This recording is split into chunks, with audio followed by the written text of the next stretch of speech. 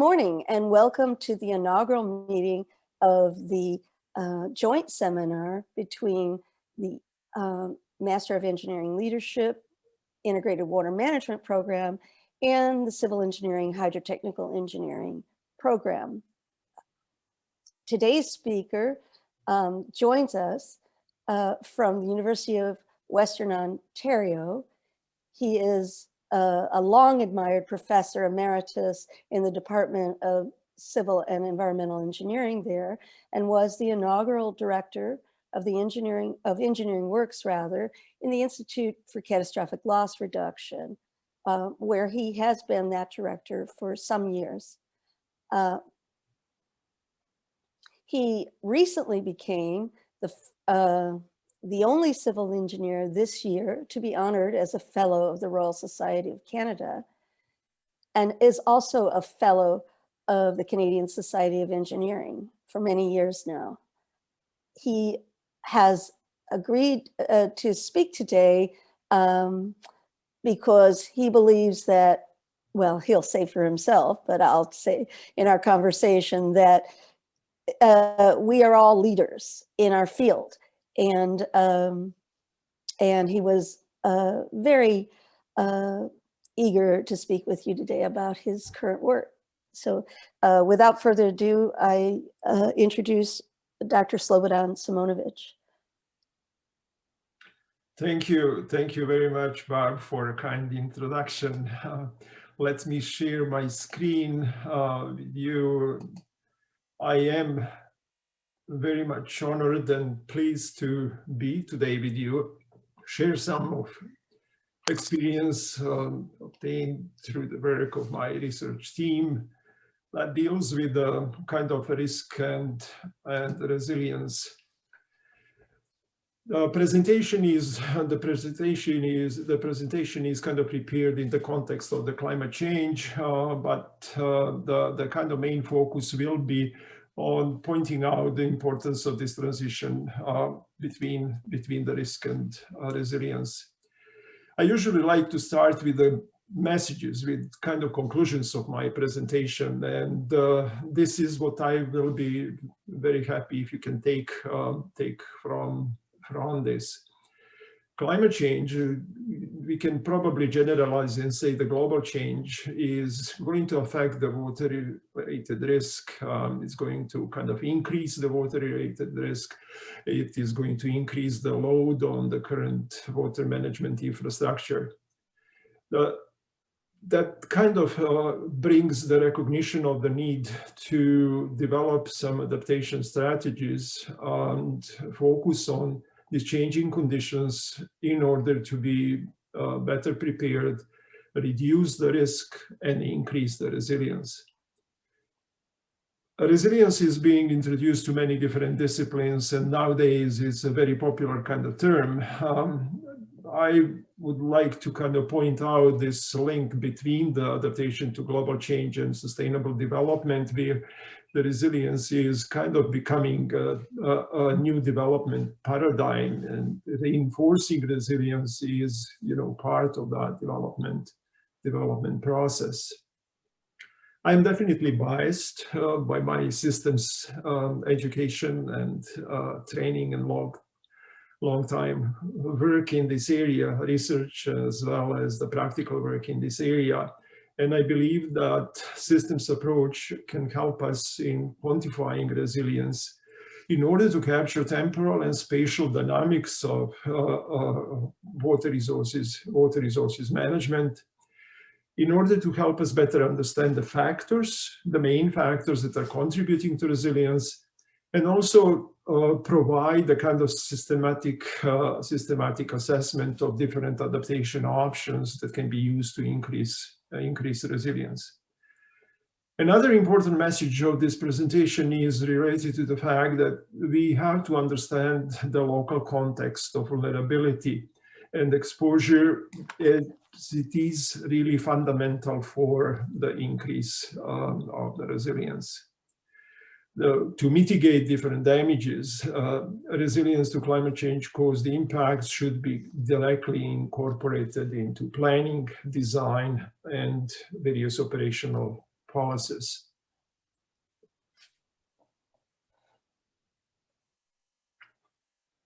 you, Slobodan. Okay, so to mitigate damages, resilience to climate change caused impact should be integrated into, planning, design, and operational policies. And I think with this quantification framework that I'll be introducing today, this will be possible. I'm planning to kind of provide some really basic introductory remarks. I feel that for the group like this, that is not, necessary. And then I'll kind of try to walk the path between the risk or from risk to resilience, starting by giving you some examples of the risk-based work within the climate change impact context, and then justify the switch and transition, and then go into quantification of definitions, quantification of resilience, and the implementation of this quantitative resilience measure. I selected 3 different examples to illustrate the work, and also the decision support system live demonstration of the decision support system that we developed by applying this quantitative concept of resilience. Just as a background, I'm not going to dwell too much of this to let you know this work that we are talking today started within my research group about in 2011. There were a number of different projects that did provide a kind of background for the introducing the resilience measure, developing the quantification procedure, and then implementing it. Collaborative project with BC Hydro gave us opportunity to look at the kind of complex hydropower infrastructure and use the resilience concept in that context. And then this a little bit more related to natural hazards. That was a collaborative project between NSERC and the reinsurance agency Chaucer, where we were looking into various types of natural disasters and using resilience as a kind of measure to help across multiple hazards and possibly address the multiple hazards in the same time. 2 more projects were very instrumental in the development of this work. One was situated in Vancouver, coastal cities at risk. We looked into impacts of climate change and building adaptive capacity in coastal megacities. Vancouver was the city in Canada, and we worked with colleagues in Thailand, Philippines, and Lagos, Nigeria, where the same principles and the same research approach was implemented in order to assess the impacts of climatic change on these large megacities, which were characterized by the fact that they are coastal, so exposed to the sea level rise as a consequence of the climatic change, as well as they had a major rivers going through the cities, so therefore exposed to potentially combined impacts of, riverine flooding and sea level rise. And the final project that contributed to this work was Advanced Disaster Emergency and Rapid Response Simulation System, mostly kind of technical-oriented project where different ways of utilizing or implementing this concept within the decision in the form of the decision support was investigated. So in the form of introduction, the globally changing conditions are being definitely, this is what we are living through, increase and continuing increase in the population, as well as the major impacts of the population migrations is one of the characteristics of this global change. Land use change especially manifested to very intensive urbanization. Climatic change, which is manifesting itself in a different potential type of impacts, from sea level rise to intensification of the hydrologic cycle, extreme events, and so on. But the point is that all these kind of changing conditions end up in basically making our life a little bit more complex and a little bit more uncertain. So complexity and uncertainty are the kind of key driving forces that we need to address, I think, in continuing to assess these impacts of global change on water resources management.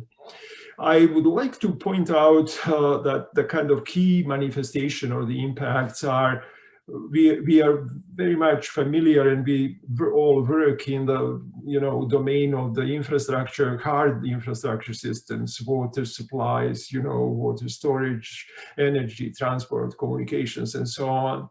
However, these globally changing conditions are also affecting the soft infrastructure, the institutional organizations, the kind of societies, and the response of the societies to the changing conditions, even the impacts on the kind of cultural forces that may be of pretty significant importance when we try to find a solution for this global change impacts. This is an event that affected my life, my professional life. Barbara mentioned that we lived at that time in Manitoba. That was a flood of the century on the Red River, which flows north from United States into Manitoba and then ends up in Lake Winnipeg. In 1997, that very large flood did affect both countries significantly. International Joint Commission formed the task force. So the ministers of foreign affairs of Canada and United States worked or charged the task force to come up with the recommendations and reports how to deal with the floods of this magnitude or larger. I was one of the 5 Canadians appointed to this task force, and there were 5 colleagues from the United States. We were given a budget of about $7 million and worked over the 4 years to produce these reports. We worked and lived with people in the Red River Basin. We were communicating on various levels, from technical to very basic, of listening the stories and everything else. But the picture that you see is the picture that kind of really brought to my mind and my professional view generated very special impact. I can easily teach you how to calculate the 100-year flood and how to design a dike. But how to describe what is happening in this picture, where the downtown of the city of Grand Forks disappeared in the fire in the middle of the flood, because the fire trucks were stuck and transport, basically access was prevented to take care of the fire. Okay, so risk-based approach has been kind of introduced to analyzing the impacts of climate change in the various ways. I am just showing some results of the studies that we have done, where this is the city of London, where I live right now, the North and South Thames joining the Thames in the downtown London, and then flowing, Thames flows into Lake towards the Great Lakes.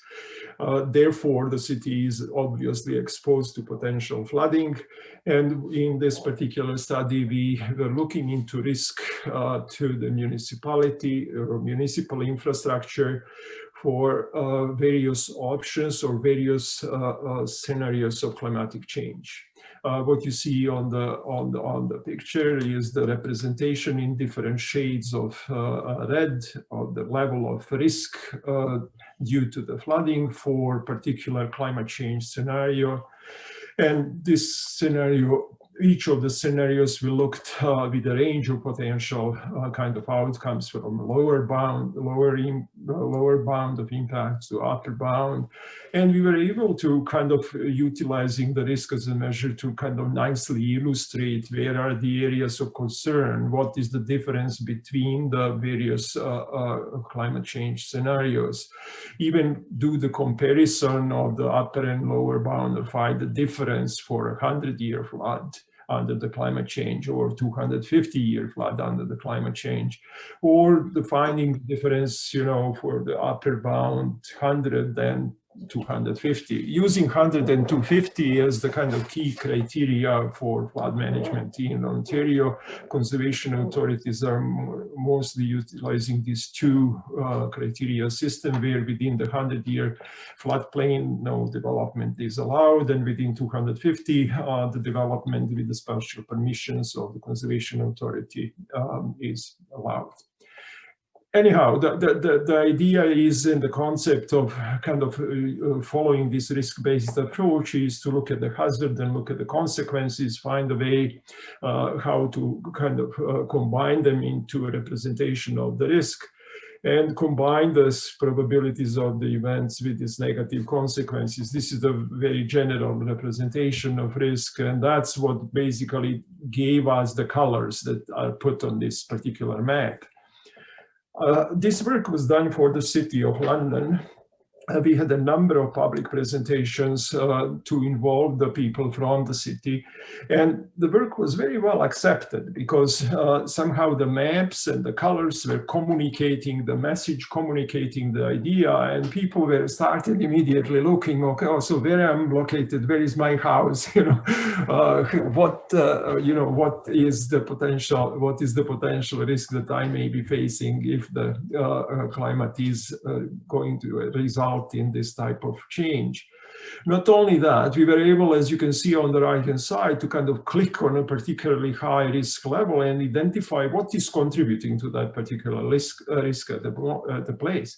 We found, as you can see in this particular case, this is an Adelaide wastewater treatment plant. We have 6 wastewater treatment plants in London. All of them are in the floodplains. And these are very expensive facilities. So any change in the potential flooding will be creating pretty significant damage, and that significant damage is manifested in this high level of risk.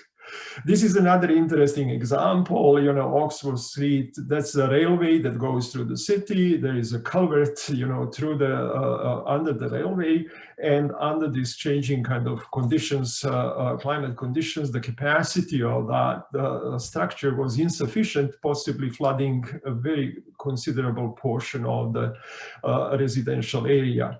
And when we presented the results, the reaction was almost immediate. Railway is the federal opportunity. The people in the city were immediately ready to kind of communicate this information that something needs to be done because the liability may be, you know, for flooding the residential areas onto the city, and the responsibility for this infrastructure is with the kind of federal government and so on. So what I'm trying to say, I'm not trying to minimize the impacts and the role of the risk and risk-based approach, but I'm trying to kind of illustrate that, you know, this approach can also generate considerable benefits. However, in that particular process, we have a number of limitations. You know, this kind of risk representation, as you see, as you know, as a single color for particular location in space. It's a static measure. It's a static in time and kind of space, and it will be very hard to kind of see how this knowledge can contribute to the first motivating picture of the Grand Forks under the water and fire that I used to start the presentation. There are a number of difficulties in assessing the probabilities of extreme events. There are difficulties in looking in an integrated way on the physical, social, economic, ecological concerns, and so on.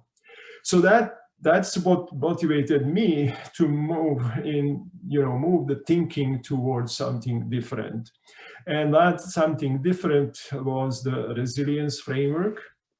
Some work was already done in this particular area. One of the professors of your program, Stephanie Chang, is the active participant in the seismic resilience, and some ideas that work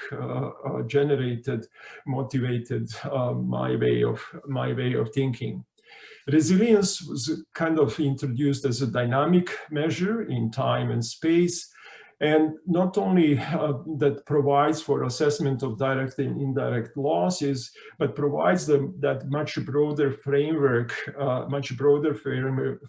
for assessing the potential impact on changing conditions.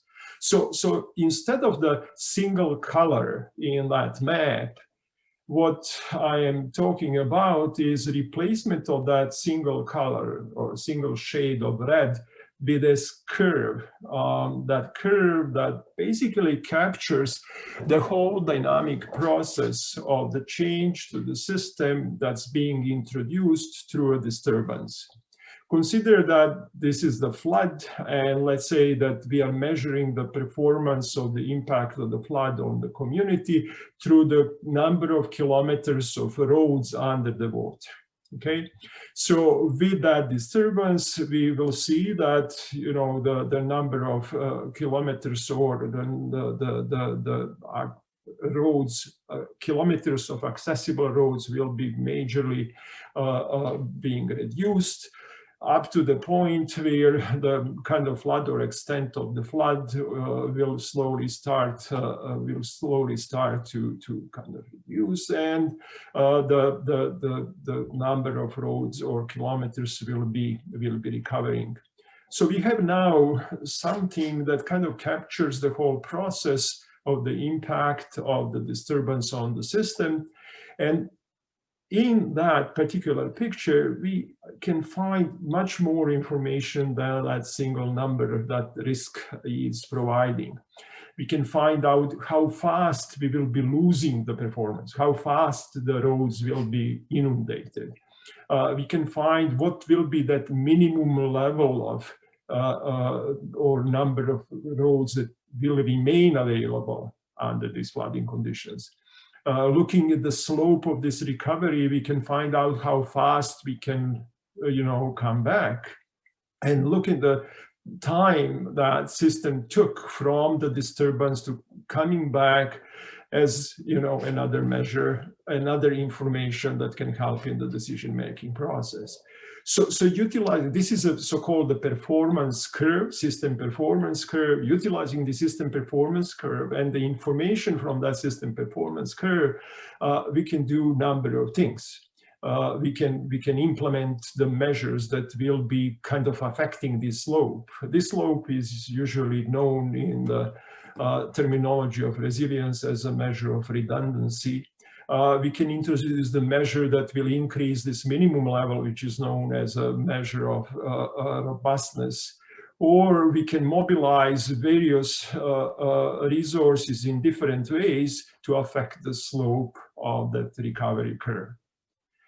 So you see now, from single value of risk, we moved into really dynamic representation of the whole process of the impact that the disturbance may have at the system. And that was the background for developing the quantitative measure of resilience that I am going to explain. Let me just go quickly through the definitions. The term is relatively old. In Latin language, there are words which are describing, which are the basis of the resilience, and they mean bouncing or bounce, recovery. In mechanics, we do have, strength of the steel beams and, resilience being defined in mechanics. In systems theory, early works in ecology, in complex system theory, in ecology, and so on. Then tons of definitions in the hazard-based literature, but all of them basically mentioning three things: mentioning disturbance, mentioning the response of the system to disturbance, and mentioning the recovery from that disturbing state. So in order to kind of have the full definition for our research, we kind of build on the UN ISDR, sorry, it will come late. This is a senior's moment. The acronym meaning basically the strategy for disaster reduction, international strategy for disaster reduction. Building on that definition, we are defining here the resilience as the ability of a system and its component parts to absorb, accommodate, or recover from the effects of a system disruption in a timely and efficient manner, including through the preservation, restoration, and or improvement of its essential basic structures and functions. Lots of words building around the three, keywords that almost every definition includes. I hope you're not going to mind, but I did find some interesting definitions. This one is coming, where resilience is defined, coming from the psychological literature, published work, where the resilience is defined as making chicken soup from chicken shit. So the performance curve was the starting point in trying to find a way how can we now convert that into some measure that can be used in decision making. And this is the process of that kind of quantification, what led to the quantification. If the performance curve is capturing the loss of the performance, that area from the initial level of performance above the curve is lost. It's a kind of quantitatively measured, of lost performance. So my reasoning was, okay, so the area under the curve is representing some remaining performance. And this is exactly what, we named as a resilience. Mathematically, this area is kind of integrated. And by integrating and then normalizing this area, we can kind of convert it into measure between 0 and 1, which is under the definition I presented, the quantitative resilience. So now, if you look at these two graphs, there are some very important issues here. One is that system performance is measured in its own units. If you are talking about flooding the roads, it could be kilometers of inundated roads. If you are talking about evacuated people, could be number of people moved from their own place. If you are talking about health impact, we can talk about number of hospital beds that are available to deal with people who may be affected by the disaster. So the performance curve can be really expressed in any units that are appropriate for the particular impact. And when we go through this process of kind of integrating the area and then normalizing it, we actually convert these units into values between 0 and 1.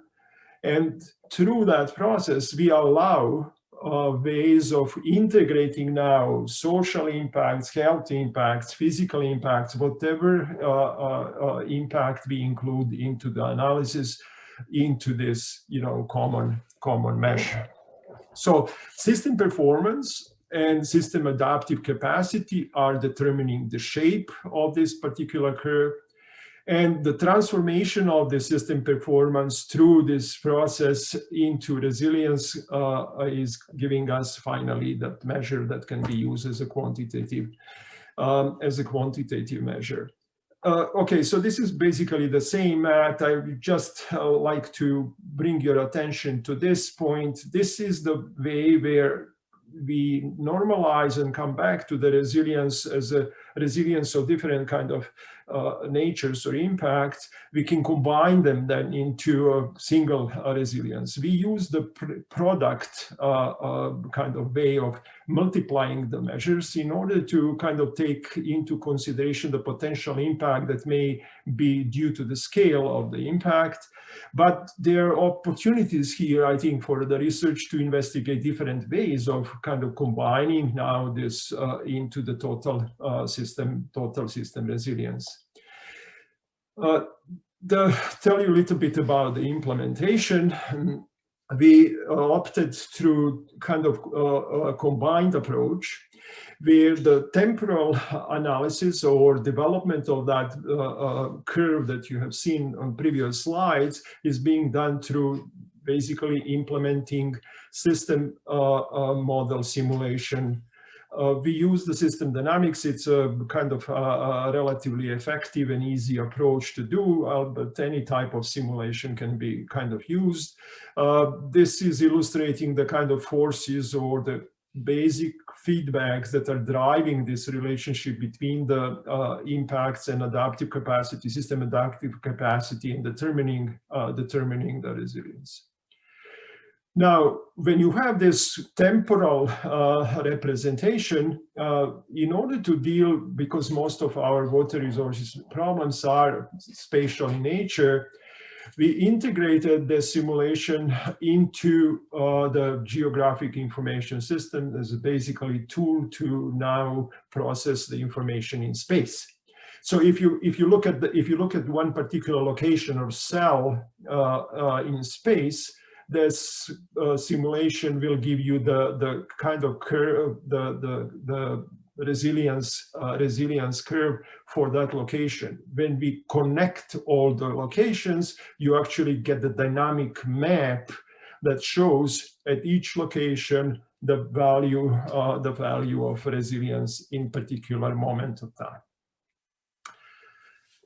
Okay, so that's about the process of quantification and the kind of approach that we developed and implemented now in a number of different studies and in different dealing with different type of systems. The first study I wanted to mention is the study of this climate change impacts on urban flooding, that Vancouver implementation, where we look at the sea level rise, riverine flooding, and utilize the set of climate scenarios, 6 climate scenarios, and 4 different impacts, physical, social, health, and economic, to assess the resilience of the city of Vancouver to climate change caused flooding.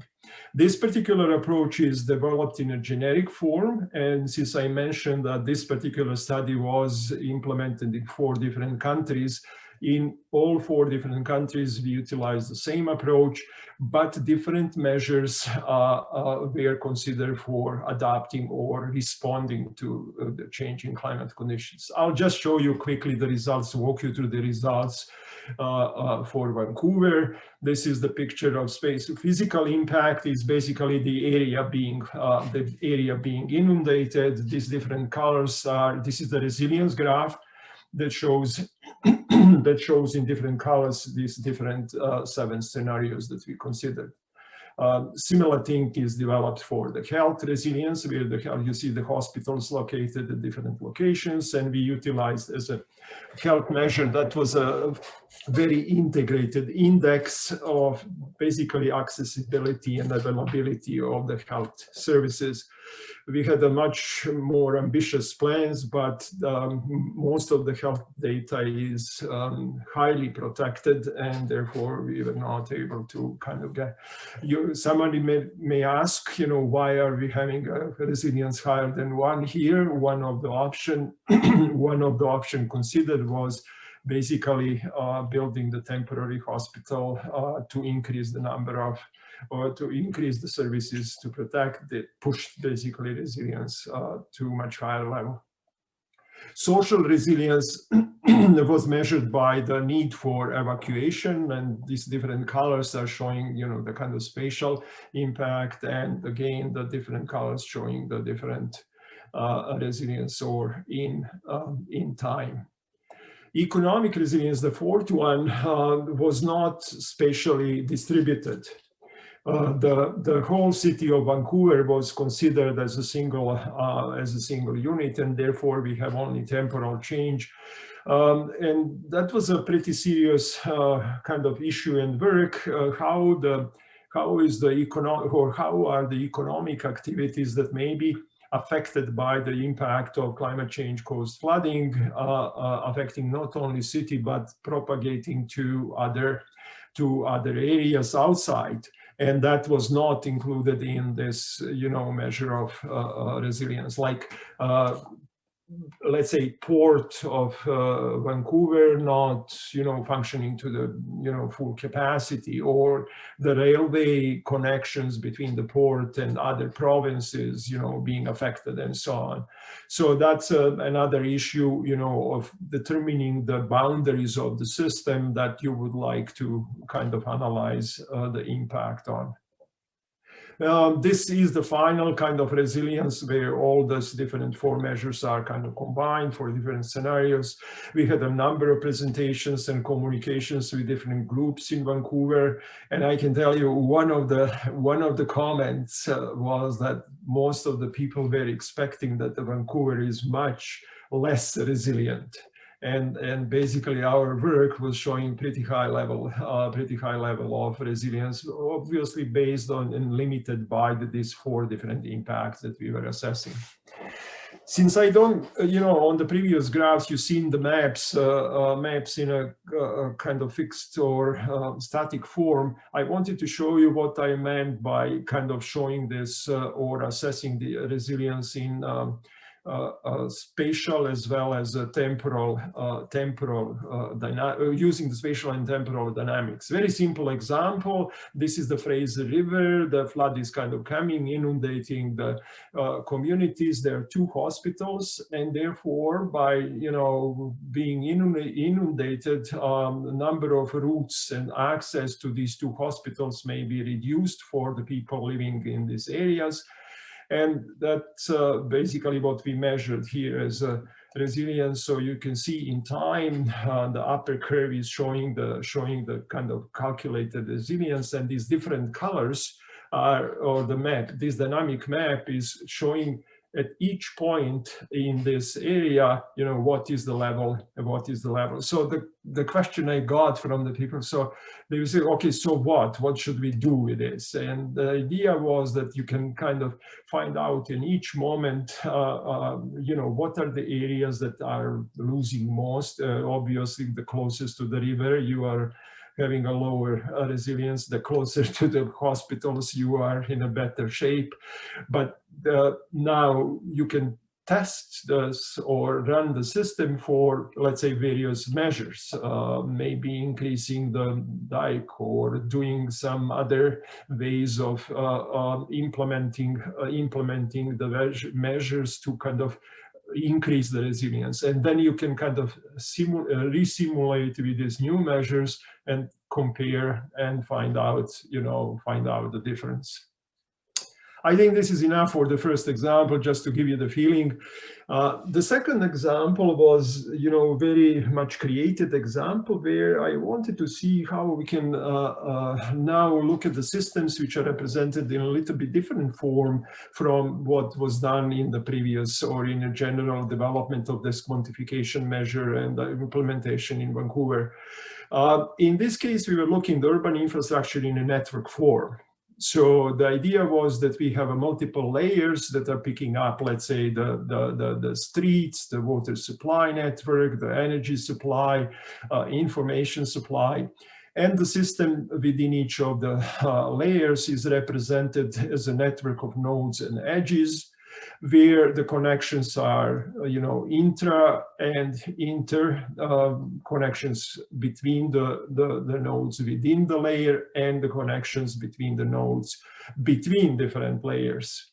So that required a little bit of reformulation of that measure, but basically following the same idea of integrating the area under the performance curve and representing the performance of the system now in the mathematical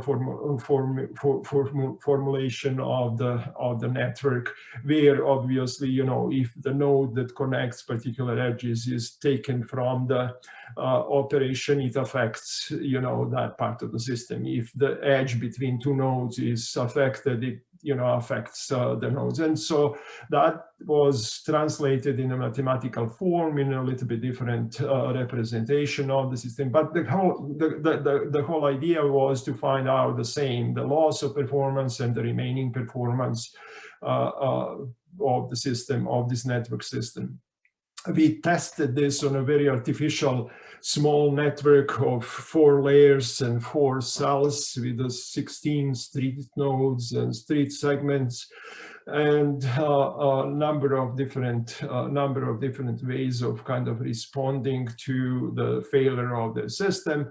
And you see what now you can obtain utilizing this quantitative measure. You can look at each of the layers and find out the resilience of that particular layer, like a street network or information network.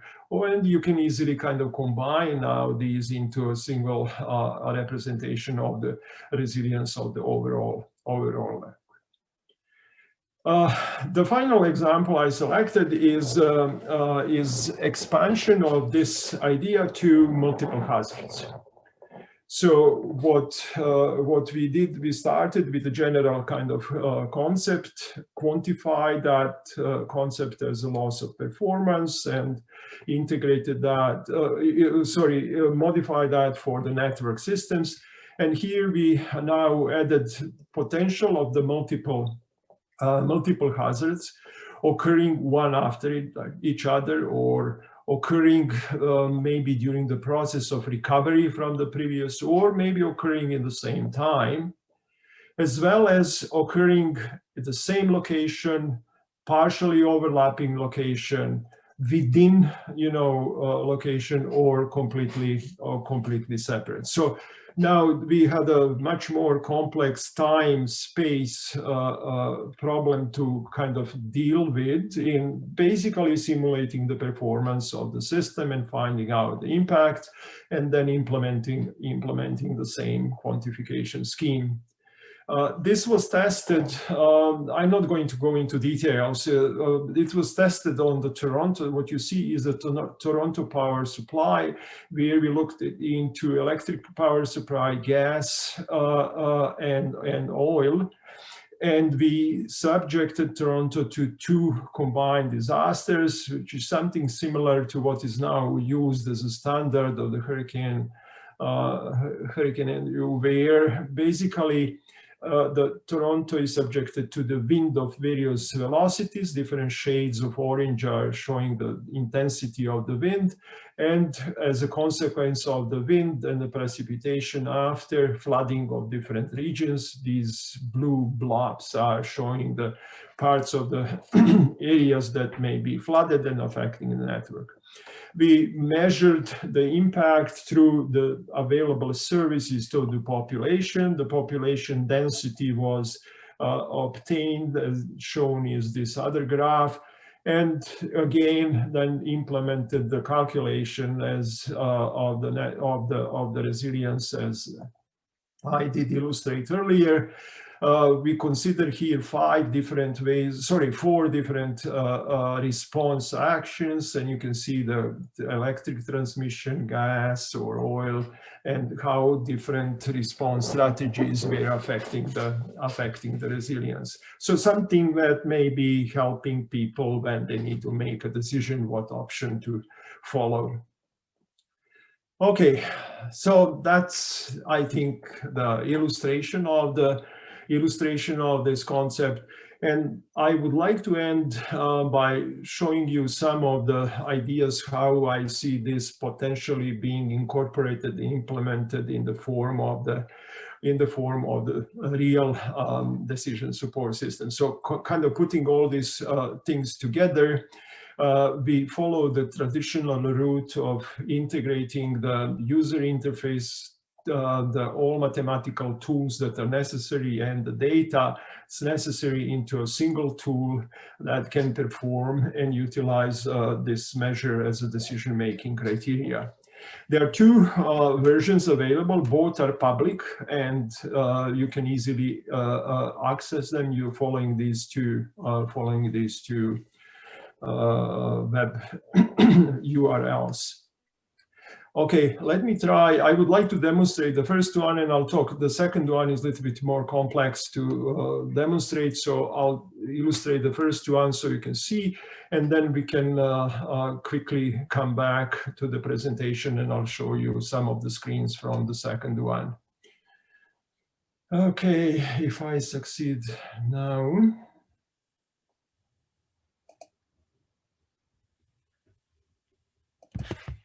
I should be able to.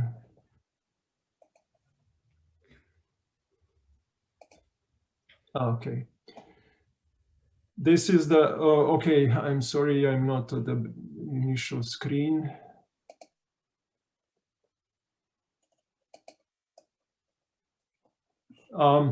When you access the system, you will have two options to basically test the system on the data that's already prepared and pre-processed for the city of London flooding and city of Toronto.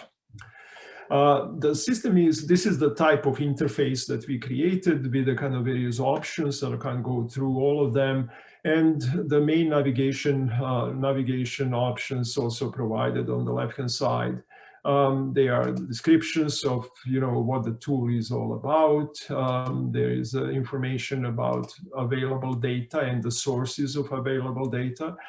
Yesterday, I received a call after 11 years from the MPAC that maybe the data that we are providing here as free shouldn't be available as free.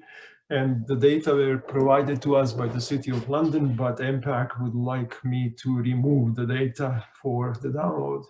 For now, all the data can be downloaded, and here are the links for downloading all the information that we utilized. There are different ways how the, okay, I don't know how to move this, okay. Different ways how you can represent or show the maps. You can, utilize colors, grayskins, topographical map, and so on. There is also help and description of the various adaptation measures that we have considered in this prototype, and they are proactive measures that will be mostly affecting the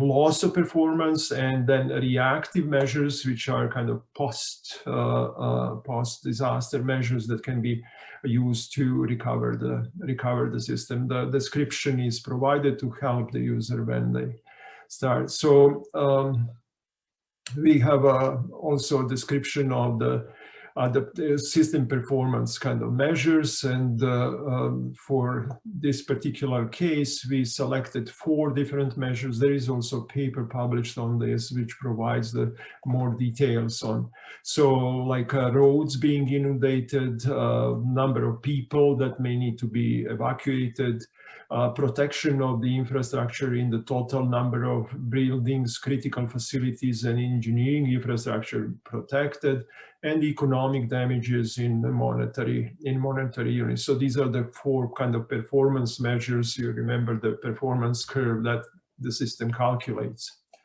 So the analysis provides the oh, I'm sorry. The analysis begins by simply looking at the map and selecting, this is the City of London. I did say that the downtown area is the area of the confluence of the North and South Thames. The Thames then goes to Lake St. Clair and then into Great Lakes. And in the blue, you already see number of inundated, potential inundations as a consequence of the kind of climate change. So what we utilize here as an example, we utilize the results of the previous study that I was showing when I was presenting to you the risk-based approach, and we uploaded these maps so that you have option to select 100-year, 200-year, upper, lower bound, and so on. And you will see the kind of extent of flooding being different. You have option here also to select the area that you would like to analyze. The areas are so-called the dissemination areas, because these are the areas that most of the data is available for the different measures like population and so on. Okay, I'll just quickly run the system to show you impacts on this area, which is a very known area in downtown. We have a flood wall that provides the protection of this whole community, which is the lower level. And we have a park on the other side, which is used as a basically area that can be inundated during the flooding. So the right-hand part of the screen is giving you opportunities to see what are different measures, proactive measures that we considered, the lot level protection, maintenance of the drainage infrastructure, and so on, and various reactive measures from, allocation of the resources to evacuation and relocation of the people, temporary diking, and so on. These are the graphs that can kind of allow very easy change of the values. Some of these values are in percentages, some are in different units, pending, but most of them are in the percentages. On the main menu here, you can now move from this selected area into system performance, and the system performance includes these 4 different attributes of performance that I mentioned: the roads, the impact on people, which is a kind of social measure, infrastructure, the protection of the number of buildings, and so on, and the socioeconomic, basically the damage expressed in the dollar values. By changing the inputs, the system very fast does the simulation and comes up with the outcome. The yellow line shows the kind of initial state before the adaptation measure is applied, and a blue line shows the post-adaptation measure. And by selecting the resilience option, we are now converting these impacts or the performance curves into resilience curve, again, yellow and before and blue after, with the value of the robustness and also the value of all other 4 criteria. So very efficient, changing the value and immediately seeing the impacts. My dream is that, system, something like this can be implemented on the let's say smartphone or the tablet, and that, the responsible engineer can simply walk to the part of the city where this is happening, immediately observe the situation, come up with a selected measure, and try to determine, how many pumps should I move from here to here, or should I close this road and allow transport to go, or the traffic to go the other way, and so on, so that you can directly kind of communicate with the data that may be stored on the web or on the servers, and evaluate various measures in real time. Same way, the system can be used for planning. You can use for planning the budgets for the protection, for maintenance, and so on. That will be measured by the time required to recover from the flood like this, and the slope of this recovery curve, the overall time of the recovery, and so on. So various potential ways how this kind of decision support can help you. Feel free to go there to try and see how this works. You can a little bit look into the data if you're interested in more details. The system is available. Okay, let me get back if I can.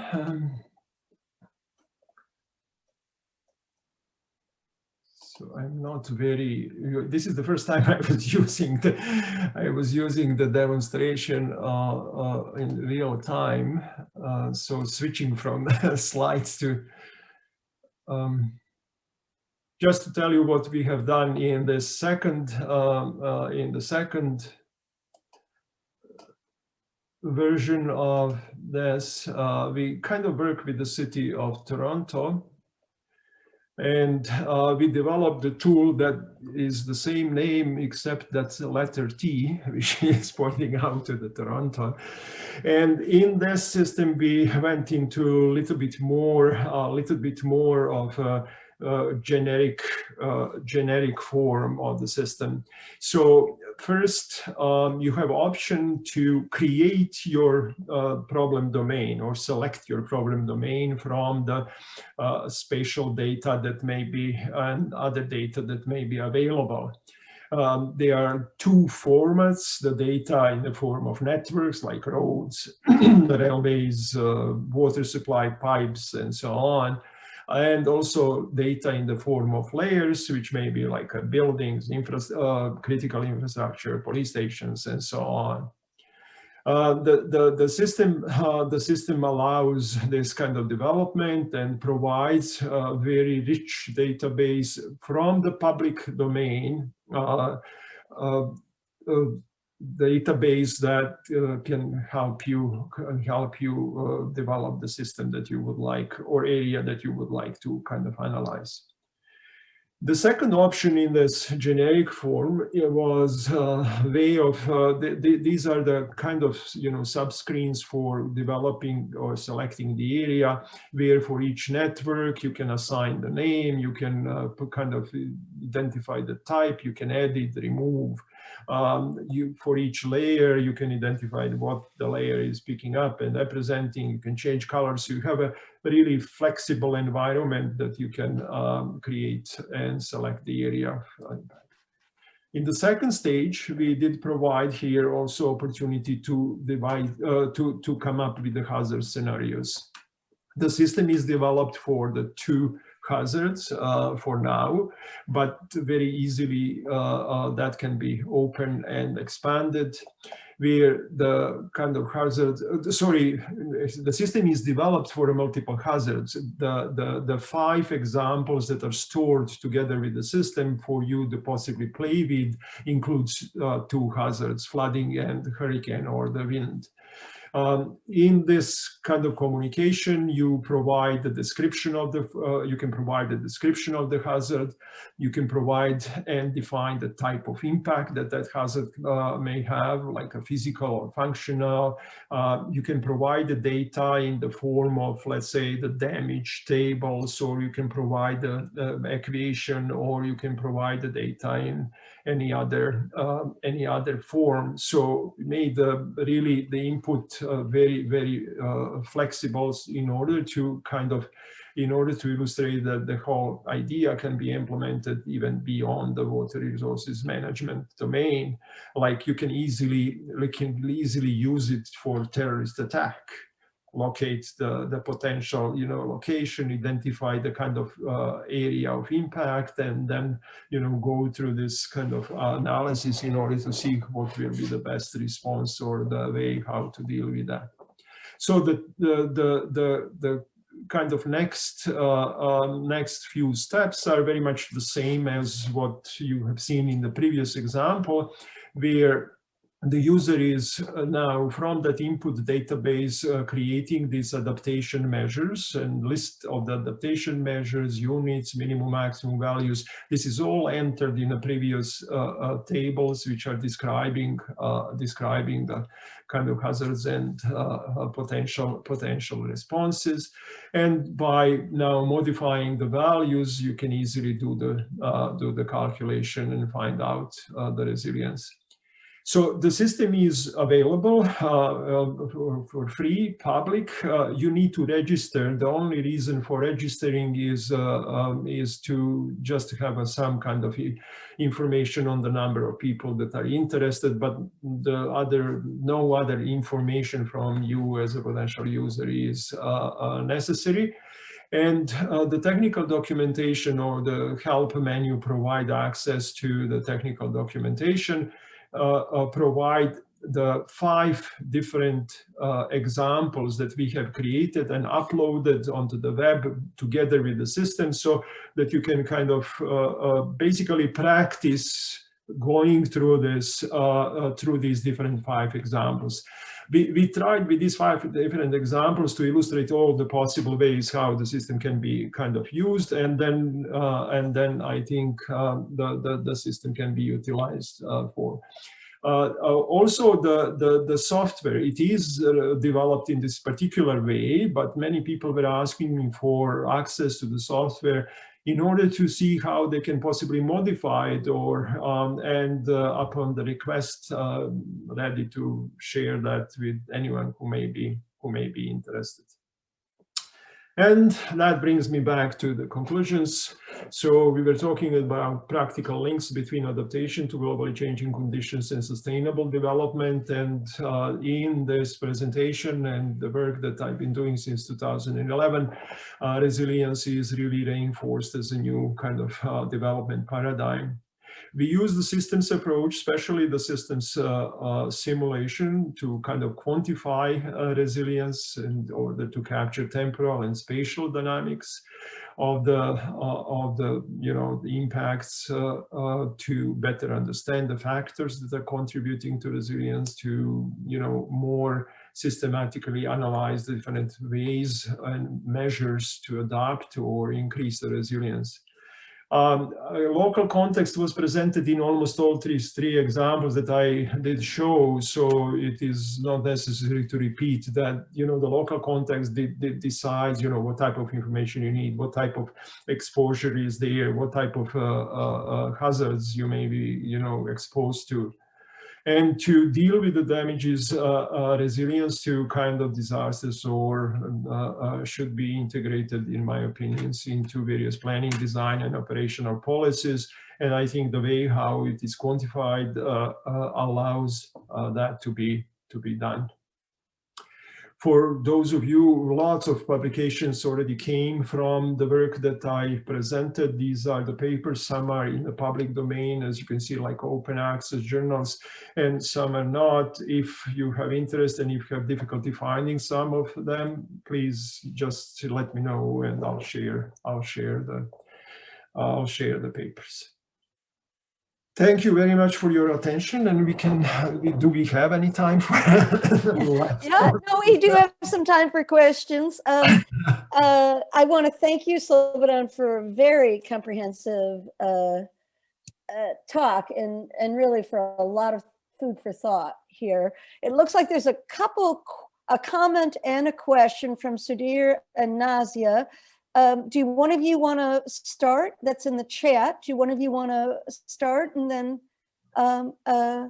actually, first of all, we should clap, huh? Let's all use our blue hands or our camera to thank Slobodan for really quite a very interesting presentation. And thank you. So great to see that you're bringing it to the point of implementation for use. A lot of our participants here are very interested in concepts for for integrating academia into practice, and so I'm really glad to see the work that you're doing. Nazia, would you like to pose your first question, or Sudhir, whichever one is still available? Yeah, I have kind of follow-up question that, but I'll let Nazia ask her question, then I'll go. Okay, thanks, Sudhir. Okay, thank you, Barbara. My question is that this tool has been developed for 2 cities like London and Toronto. If we have to replicate it to BC, well, what kind of I know the data needs for the model is huge, and if it has to be redeveloped for other cities, or can it go for a regional approach rather than city approaches, like going for the whole province?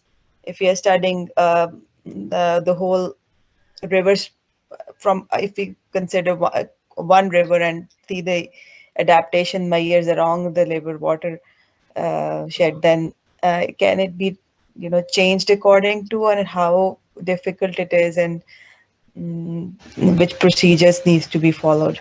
Okay, Nazir, very good question. I think I already kind of mentioned quickly that for your problem domain, for your area, you will need to kind of redevelop the system. I think potential benefits from having these examples and possibly, using them as a guide, you can go through these steps, in a little bit easier way.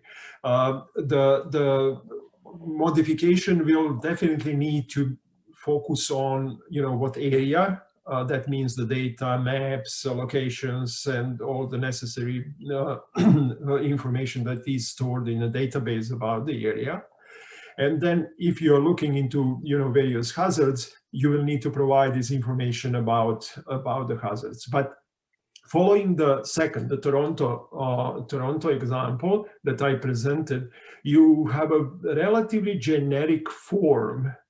But again, application in particular area or application to a little bit different problem will need modification of the programs. However, we are talking about a really straightforward process. What I explain as a quantification scheme is what you need to provide support for. That means you need the good representation of the system. That needs to be in the form of the simulation model. You need different data on potential disruptions to the system that you would like to kind of analyze. And you need the data and information on the system adaptation measures that you would like to consider. And that is then, that is basically what is embedded in the systems that I demonstrated and provided to you. So you cannot directly use it, but I think you have a great guide and basically support to follow the procedure to develop or redevelop the system for your problem, for your area, and use the same kind of resilience idea, quantitative resilience as one of the decision-making tools. I forgot to mention here we are focusing only on resilience as a decision-making criteria, but that can be very easily now outside of the tool combined with other decision-making criteria that whoever is making decision has, and then you can kind of attach the values of resilience to, let's say, other criteria, and some kind of multi-objective domain, find out the solutions and use the resilience together with other tools. Here I was illustrating only use of resilience as a single measure, but it can be easily combined with other. Thank you. Hi, I'll ask Mike. First of all, thanks for a wonderful presentation. But I think the fundamental contribution that the way I understood it is the definition of resilience as the integral under the performance thing. And that's a really nice way of looking at things. And that's why I posted the comment. You can look at other disturbances and the resilience of not just physical systems, any kind of systems. And as I'm looking at it as perhaps you are thinking about all these other things that this can be extended, or maybe you're already working on it. But the couple of things I want to ask you about was prevention measures that get introduced after the disturbance and their effect on the resilience, looking at that. And the second concept, what I would call, is the resilience acceleration definition. So in some sense, your resilience is the integral under the performance, but if you look at the derivative of the performance curve, that would be the resilience acceleration. And so how fast a particular measure therefore accelerates the resilience, that would be another concept, whether you're exploring those two areas. Very good comment, and very good comment, and that can be very useful, I think, in a particular, in a particular domains where that kind of acceleration is the kind of key issue that you would like maybe to have, different levels of acceleration in order to allow time for the implementation of different adaptation options and so on. For now, what we are doing here, we are simply using, the integration of the area under the performance curve, but we are focusing also on the four measures that I indicated: redundancy, robustness, time of recovery. So one of the last papers, actually, I think it's still in print. Yeah, accepted about a week ago. Incorporated the idea of optimizing these four different aspects of resilience in order to find the optimal combination of different adaptation measures. And I think that's one, very interesting way, to go, because sometimes, we instinctively focus on either loss of performance or the overall time of recovery or something like that. But the better, the better impact on the resilience can be obtained if you select the optimal level or combination of the levels of these different four measures. So I'm very glad that you mentioned this acceleration, because that could be the fifth one to include into this idea of optimization, so that and you see how valuable actually is that graph, because it does provide this additional information that can really help the decision-making process. Yeah, nice to hear that. The only thing I might suggest related to optimization, and Barbara and something worked back in '83, is sometimes the decision maker, what weights you assign an objective and single thing is really hard to understand. But actually, if you show them alternatives with different weightage, a combination, then something, I would know it when I see it, and you clearly have ways of showing the impacts very nicely. So you could even, without fully optimizing, you could even show implications of different choices of different weightages. Yeah. Just to communicate with the decision maker and use this resilience. Everyone at least around here, everyone is talking about resilience now. Resilience is the term that everybody is using. We had even the resilience officers appointed by the cities, and with the disassembling of the Rockefeller Foundation and this resilience project, I think they lost jobs. But I'm seeing this in a little bit more pragmatic way as something that can contribute to the decision-making process in water resources management, something that can, I think, add to our traditional risk-based approach, and provide this kind of additional information that may be useful. But the point is, we are switching from the calculating the product between the probability of hazard and the impact into developing the simulation model of the system and simulating the performance, which is a pretty demanding task, and requires data, requires some kind of work to be done. But I think that investment results in much more informed decisions. Thank you. We have other questions. I have a number of them, but I'm looking for, I don't want to exclude anyone. So if anyone has a question, please go ahead. Slobodan, I'm going to ask you a couple questions. I keep thinking about stretching the techniques that you're developing, and thinking in terms of agricultural resilience, perhaps in response to climate change, but for degradation of groundwater supply and so on, and linking those. And I'm also thinking about places like Bangladesh, or that have repeated disasters time and time and time again, and wondering how the methods that you were developing, sort of can be fit to those types of cases. Huh? Yeah.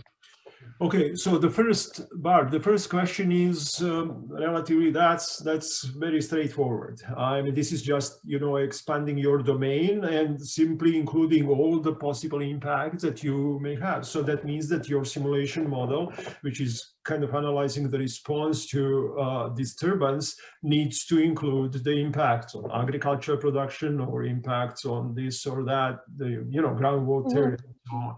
So it's just expanding this modeling part that provides us with the impact to disturbance.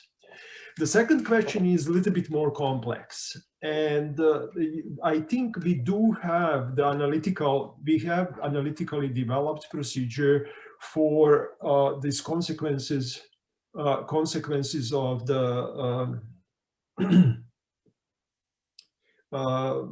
disasters following each other, and in my opinion, that can be easily applied, but you have to be very careful about the temporal scale. Flood is occurring, let's say, on a scale of 2 weeks. Repeated flooding could be seasonal, and that will bring or broaden your scale of the performance analysis to yearly time step. If you would like to look at the longer period, that may be even increasing further that time step. And the question is, what are we gaining and what are we losing?